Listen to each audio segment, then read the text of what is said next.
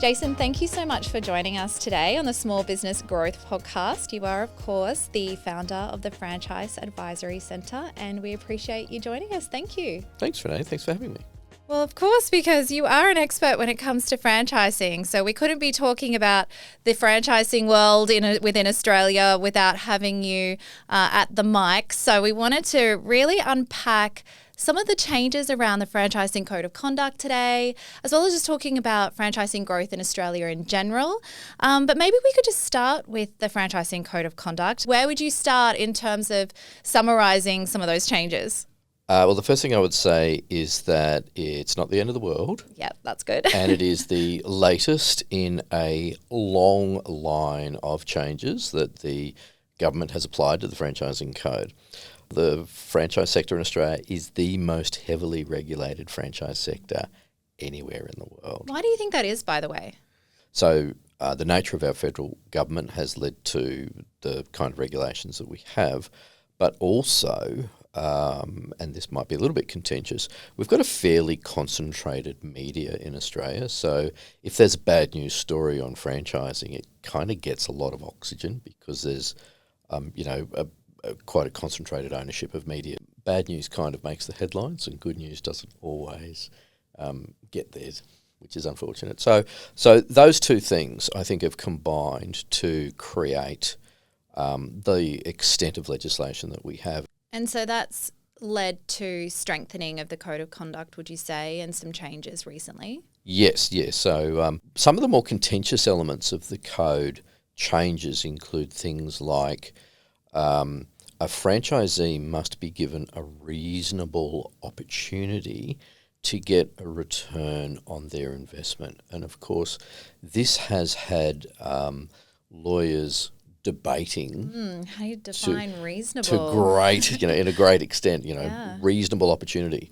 And I think you have to consider that it's not about necessarily a reasonable return on investment, because that's really hard to define, but it's more about having the runway to get a return on investment. So if you invested in a franchise that cost you $1 million to set up and you only had an initial franchise term of 6 months, that quite literally is an unrealistically short runway to get your money back on $1 million investment, right? I mean, I'd love to see a business model that could do that, but I'm yet to find sign one. me up.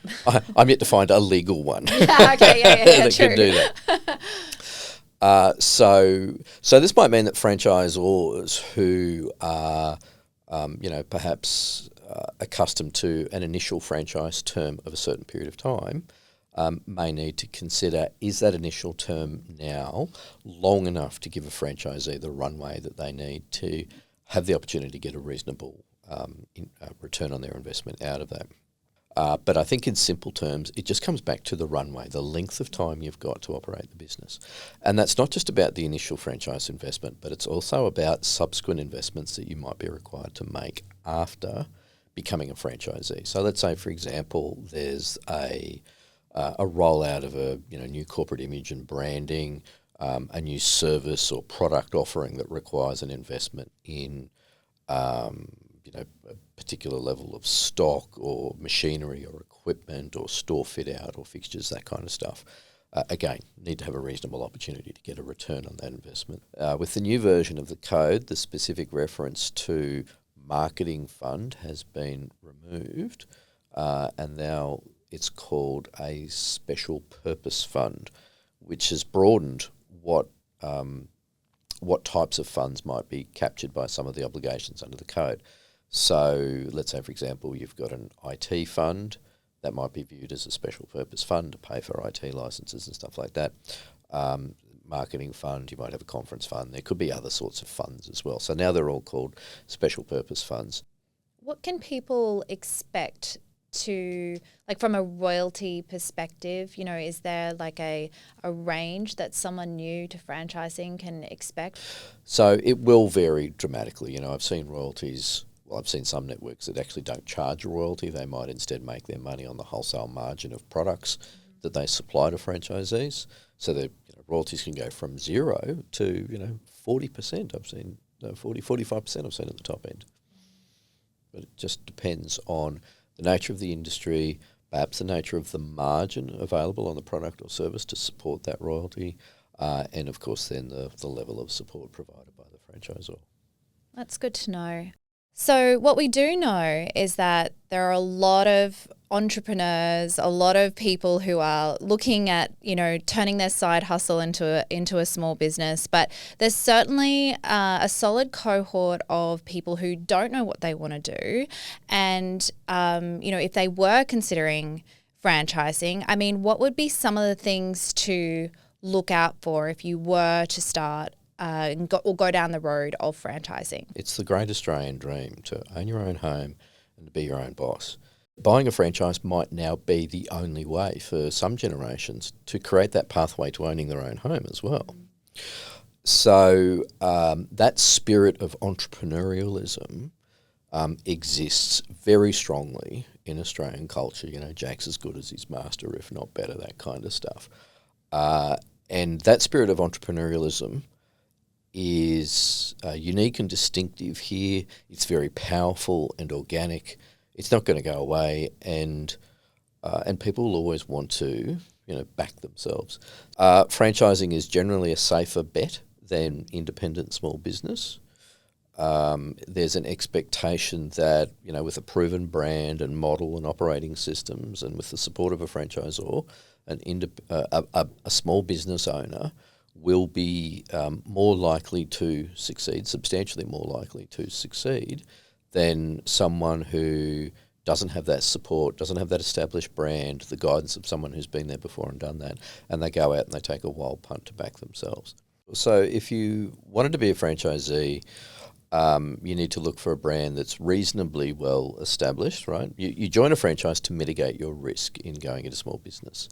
So look for a brand that's reasonably well established for a start.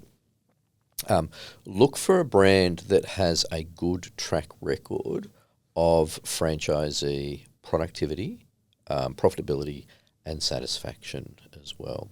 So that means talking to existing franchisees, and in the disclosure document, which every franchisor is obliged by law to give to a potential franchisee, there should be included a list of ex-franchisees who have left in the last 3 financial years. So reach out to them as well. Talk to them. That is a good hot tip right there. Yeah. Did you have a good experience? Why did you leave? Were you supported? Yeah. And some people might say, look, it was great, but it's pretty intense, and you can't do one thing forever. And I just felt that my time had come and it was time to move on. But I sold my business. I was happy. I made good money. I'm going to have a bit of a break now, and I'm going into something else. Great feedback to receive. Some people might say that, I sold my business just because I was getting to that stage in life where I wanted to retire, or I wanted to spend more time with my kids, or what have you. That's fine. Good things. If you speak to an ex-franchisee though, and you get commentary around, I didn't feel that the franchisor supported me. I didn't feel that they were innovative. I couldn't make money in the business. That kind of feedback, then you obviously take that very seriously and go, okay, I need to weigh the rough with the smooth here. If I get a dozen people telling me it was great and I get one franchisee who was telling me it was bad, on the balance of probabilities, let's weigh that up. But if it's 12 who are telling me it was a bad experience and only one who's saying it was great, then, let's look at something else. Right. I have this rule of thumb for potential franchisees. And that is, if you've never been in business for yourself before, be prepared to spend an hour of your time undertaking due diligence, so research on the franchise opportunity, for every $1,000 to be invested. So if you're going to invest $100,000 into a business, that's 100 hours of work. Now that 100 hours can be everything that you read about the franchisor on its website, everything you read in the disclosure document and franchise agreement when the franchisor sends you those, the time that you spend talking with the franchisor in their formal and informal interview processes, the time you spend talking to other and former franchisees, the time you spend putting together a draft business plan and conducting market research to verify, yes, this business may work in this market, So that all counts towards your 100 hours. But if you think about that on a 40-hour week, that's 2.5 weeks work full time. Right, if you did that and nothing else. And that 2.5 weeks work full time to minimise the risk of losing that $100,000 investment and everything that flows on from that too, because if you spend that $100,000 to buy into that business, you're also giving up something else to do that. You're giving up a job, a career path, whatever it might be.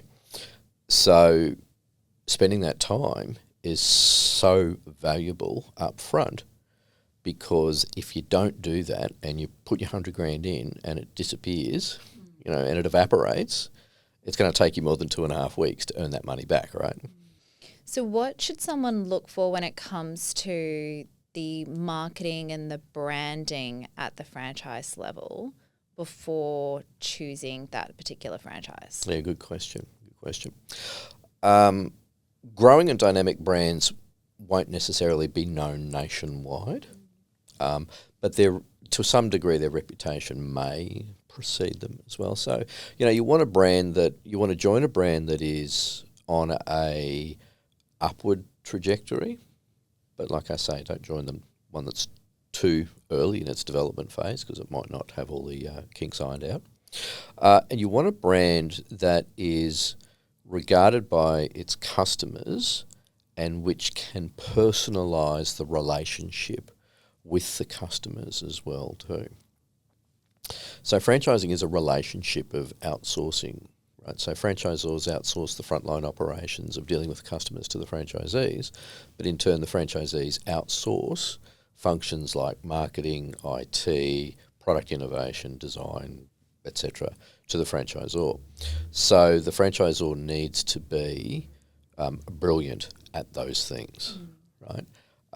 And marketing is the most obvious thing, because that drives the inquiry to the franchisee's business, which they then convert into customers.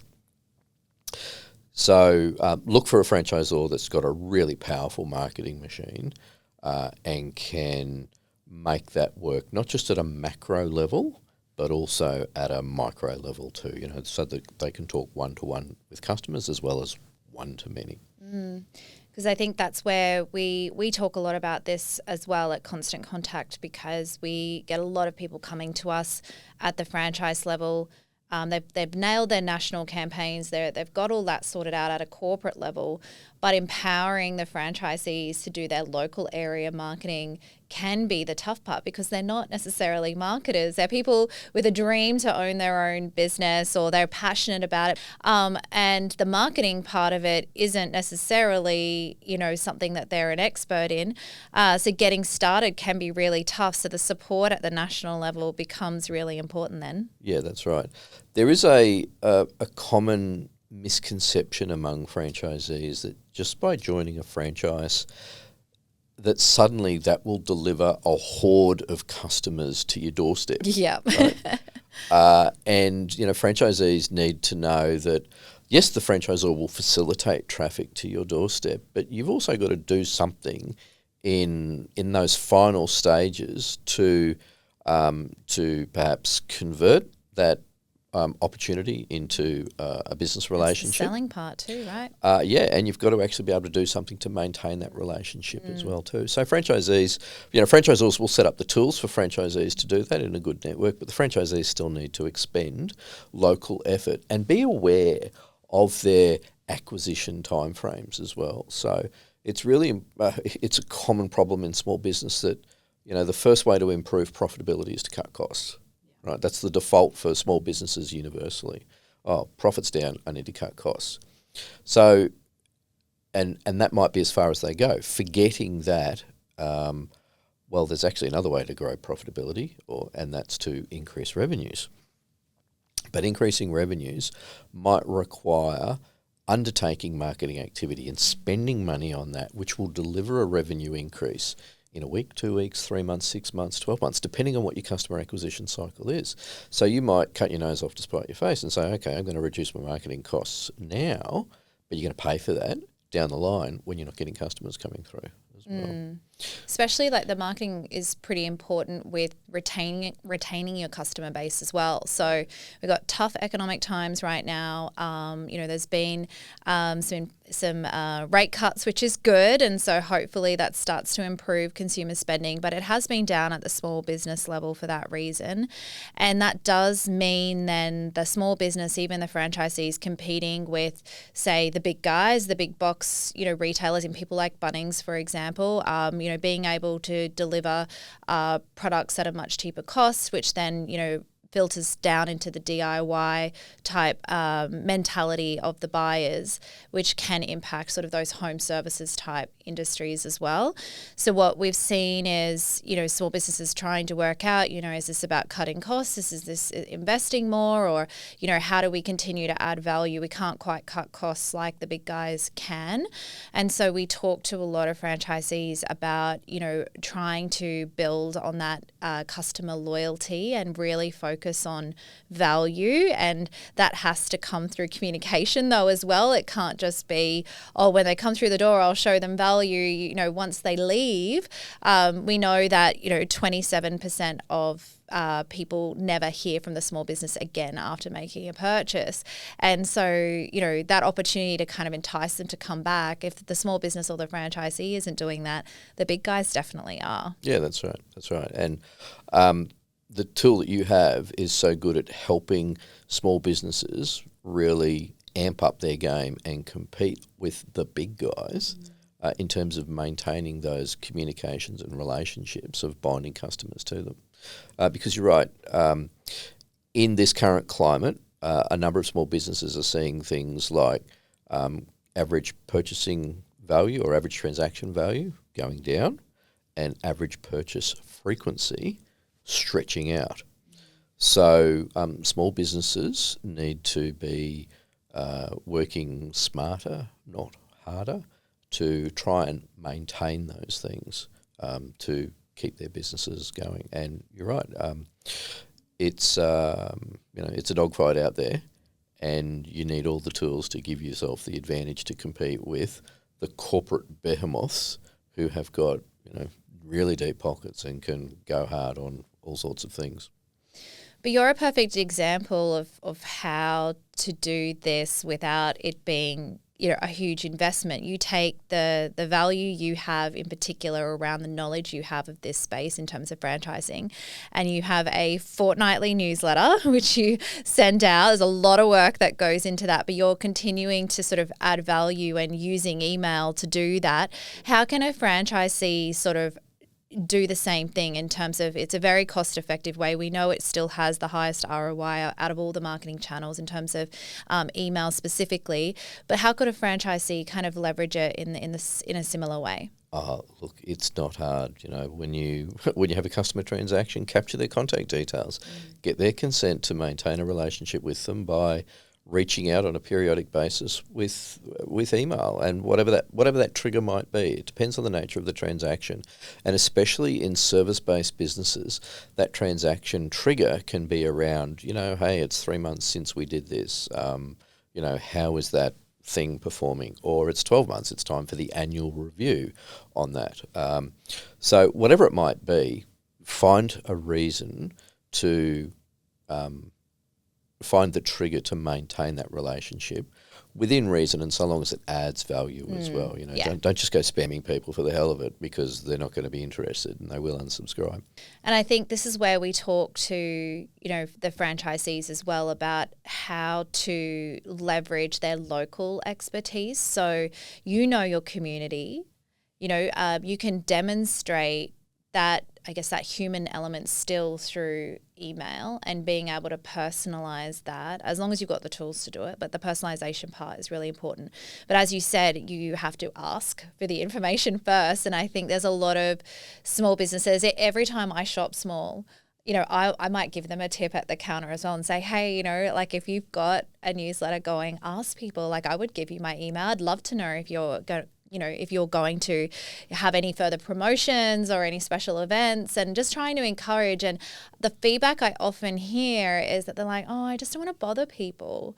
And it's like, but if they're having a really good experience, that is welcomed. If they're giving consent, then that is your opportunity to communicate and to market. So I think there's a little bit of that, that little bit of concern about I don't want to bother people. I don't want people to feel like I'm selling to them. But this is your livelihood. You do have to hustle, right? Even if you're a franchise. And it's important for them to also understand that as they build a relationship with a customer and add value to that relationship, the customer is going to become less price sensitive. That's so true. Right? Yeah. So, if you're selling widgets and there's other people selling widgets, what distinguishes you, right? The only thing at that point will be price. But if you're selling widgets and then you're providing a platform to show people how to get the best out of the widget and new and innovative uses for the widget, et cetera, then you are regarded more highly.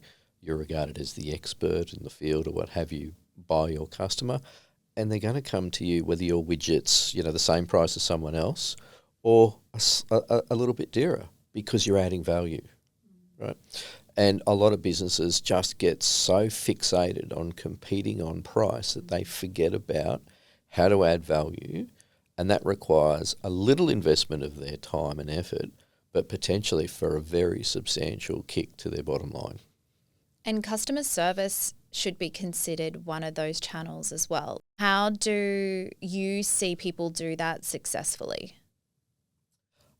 Great systems, great induction programs, and great monitoring as well. You can say this is the minimum expectation of our staff, our franchisees, etc., in the execution of this customer service experience, but saying what those standards are and having people actually live to those standards are two different things.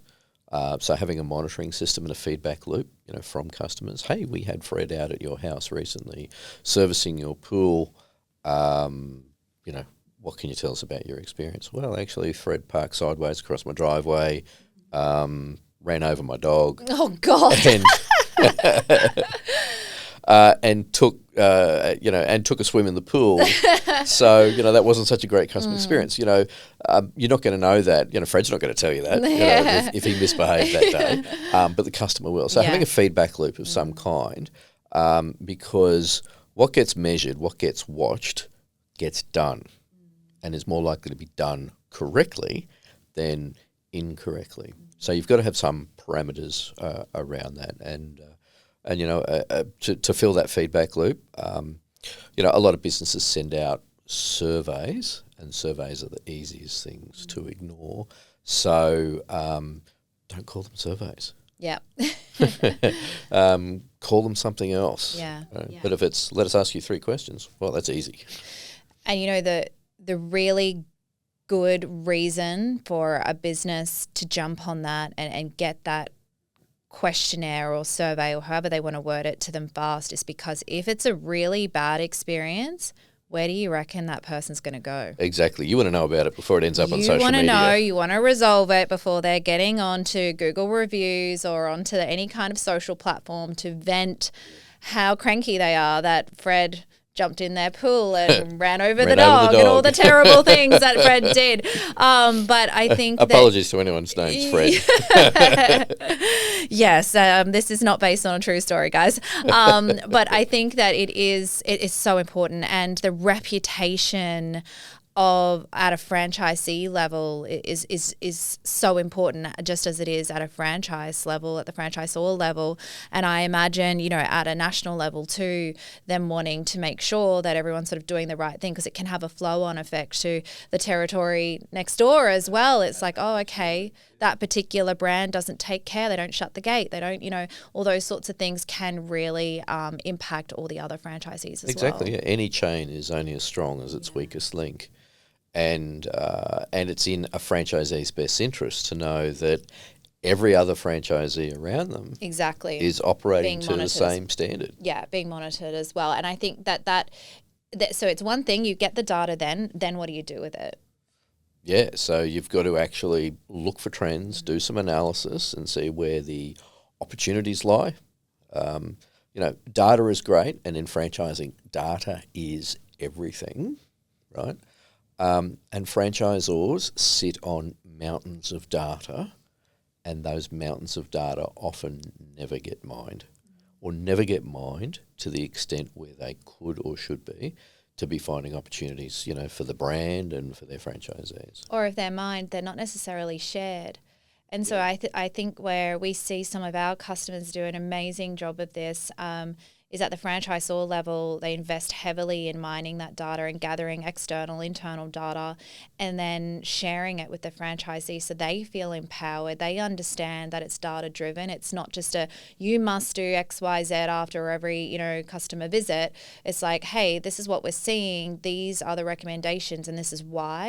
And really educating with the why, I think, is what makes a big difference at the franchisee level. Exactly. And it also, it's very hard to argue with data, right? Yeah. Data is fact. Data is reality, right? It can be tough to see as well, right? Imagine if you're seeing how you compare your customer satisfaction scores compared to the guy in the territory next to you, if it's quite a big difference, but there's a reason for it. That's right, yeah. But it also takes away that, he said, she said kind of stuff. Or you as the franchisor said that I'm not doing so well. Actually, no, it wasn't me. It was your customers, because here's the data that supports that. And if you're not performing well in these areas, let's work together on finding a way to improve that. Oh, by the way, the data also tells us you're doing a spectacular job on these things too. And so you should really take some pride in that, and let's try and get other franchisees up to that same level too by showcasing your best practice. I take the view that every franchisee is an expert in something, but they're not necessarily an expert in everything. And that creates a wonderful opportunity for the franchise relationship to really lean into the mutual dependence that it's based on by helping franchisors, or by allowing franchisors to help franchisees lift their game in various areas, and those franchisees help each other as well. It's a self-supporting community. Do you hear many franchisees talking about the challenges around marketing? And if so, what are they usually? It's interesting. I think you would, in a distribution of franchisees across a bell curve, you'd have a very small proportion who are very good marketers. You'd have a whole bunch in the middle who are very pedestrian marketers, and then you'd have some at the end who just shouldn't be allowed to go anywhere near any kind of marketing activity without close supervision. And that doesn't mean to say that those ones, or the pedestrian ones in the middle, are doing it with bad intentions. The road to damnation is paved with good intentions. They're well-meaning, but they're using the wrong templates. They're using the wrong version of the logo, or they're just creating something bizarre that's totally off-brand because they've had this creative sort of brain explosion. And not gone through the process of getting consent from national office and approvals, etc. So they're going completely off-brand, and they're actually hurting their businesses in the process. And then not only do they do all this creative damage, but they get into the habit of saying, "Oh, well, we did that and it didn't work," right? Yeah. And so, but did you do it well? That's right. Yeah. Execution is everything, right? So if the franchisor subsequently says, "Hey guys, we're going to be doing this," and the franchisee says, "Oh, well, we tried that once ourselves and it didn't work," they're not going to be on board for what the franchisor knows will work and will function. So creating those guardrails, those parameters that allow franchisees to, click a few buttons and stuff will happen for them, and they can manage it, is great. And the more that franchisors create, pre-approved local area marketing templates and campaigns and all that sort of stuff, the easier it is for franchisees to execute without having to, and be at that top end of the bell curve, without having to, go out and reinvent the wheel, or, go off at a massive tangent, which is very difficult to pull them back in. And it's the time-saving part as well. I mean, what franchisee has a couple hours a day to be focusing on marketing? Most of them don't. They're trying to keep their head above water at the moment, and they're certainly relying on corporate head office. But corporate doesn't necessarily know your community like you do. So that's why we love to see the franchisees empowered to do their own marketing as well, but with those guardrails, so important. And, you know, we certainly at Constant Contact built that in for that reason because, you know, at the franchisor level, you know, they absolutely need the national campaigns to go out, but allowing the franchisee to do their local thing is you know, allowing them to kind of increase the activity and personalize and get out in the community. But then the approval comes back to head office and they can see it all first, and the franchisee hasn't had to worry about colours and logos because there's a brand kit sitting there, it pre-populates. It's just more around the language at the end of the day, and some of the images might need to be approved, but they have access to a whole library then of what the franchisor has given them, so they can just use those really easily rather than going out and finding all random even images. That can be really streamlined too. So seeing that approval loop come through is where we see a lot of this really great activity happening. Yeah. And you can do, like, if you put your mind to it, you can do some really sexy stuff. I think it's also important to make this observation that the business owner is not the target market for the products or services that they sell. And I often come across this in franchising where franchisees will exhibit high levels of subjectivity. You know, they say, oh, but, you know, in their critique of marketing campaigns, set up or delivered by national office, where they'll say, well, you know, to me that doesn't that doesn't hit the mark, right? But, you know, to me, I'm a 50-plus-year-old male, but my business's target market might be people aged 25 to 35. So, you know, it doesn't matter if that marketing message doesn't appeal to me. Is it going to appeal to my target market? So as a business owner, you sometimes need to take yourself out of the equation and talk to people who are actually going to be representative of your target market, so you can craft those messages accordingly and effectively as well.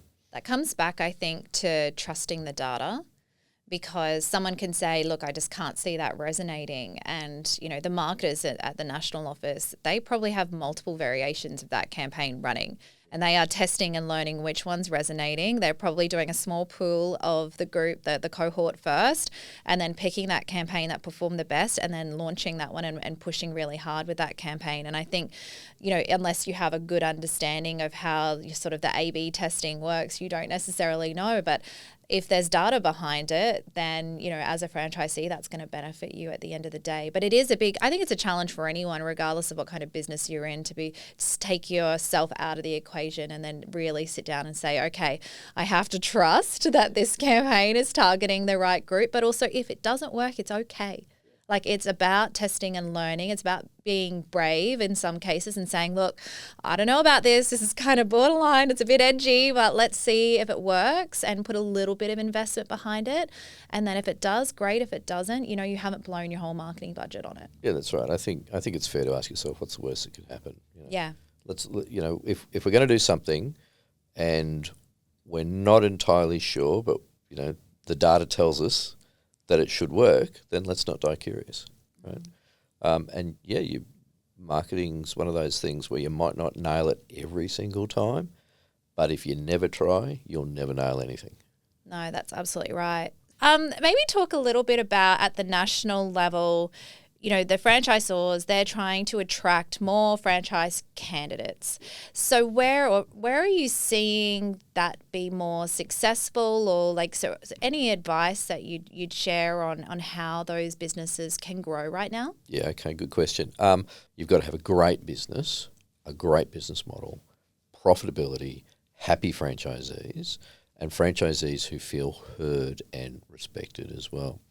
The challenge that we have in the current economic environment is that we have quite low levels of unemployment in Australia today, and we have some economic headwinds too. People might be a little bit less inclined to job switch or to give up a job in order to take on the relative uncertainty of self-employment, because, you know, that weekly, fortnightly or monthly paycheck disappears, and instead, well, you're responsible for replacing that by your efforts in your own business.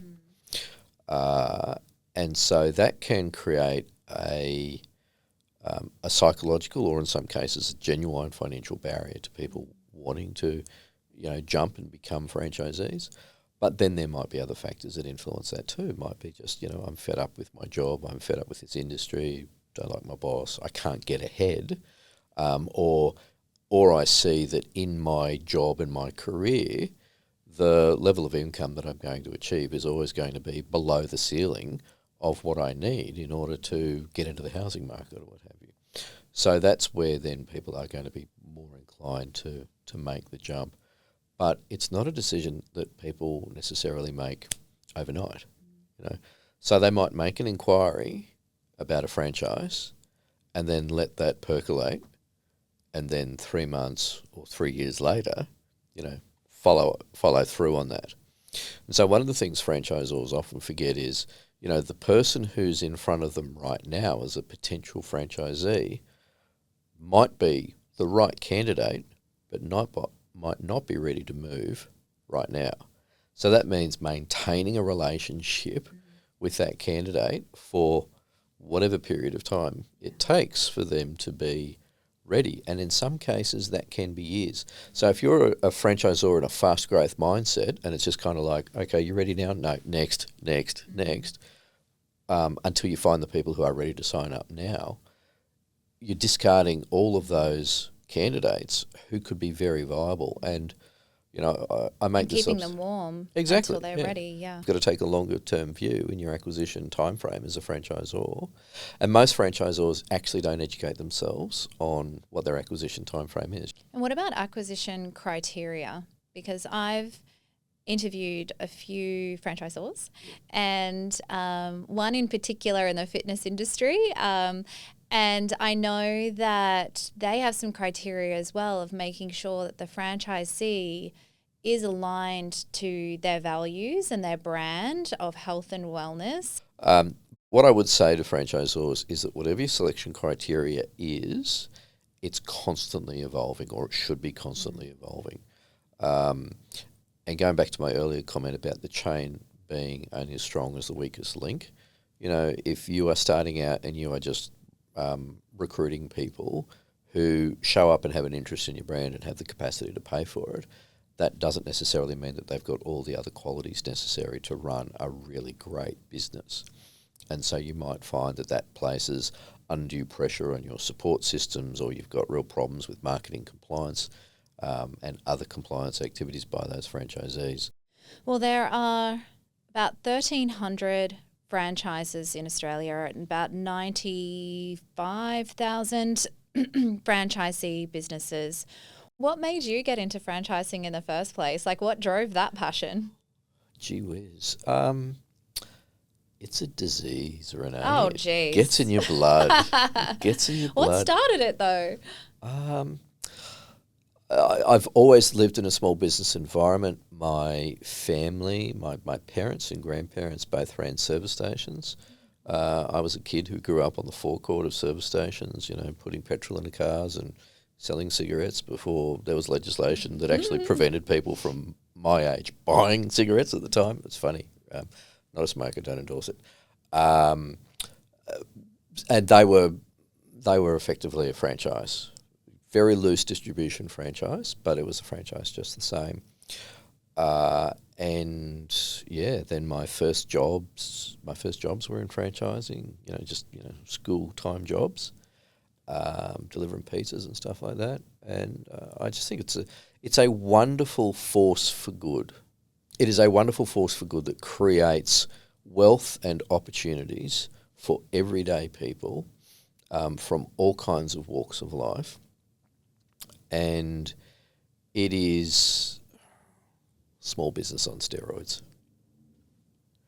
What a great reason to join then. It's addictive. I think that's a great way to wrap up today, because small business on steroids, that's franchising. That's the hot tip from Jason today, as well as many others. But thank you so much for joining us on the Small Biz Growth Podcast. I think it's been really beneficial and we've loved having you. You're welcome. Thank you so much. Thank you for having me. Thanks, Jason.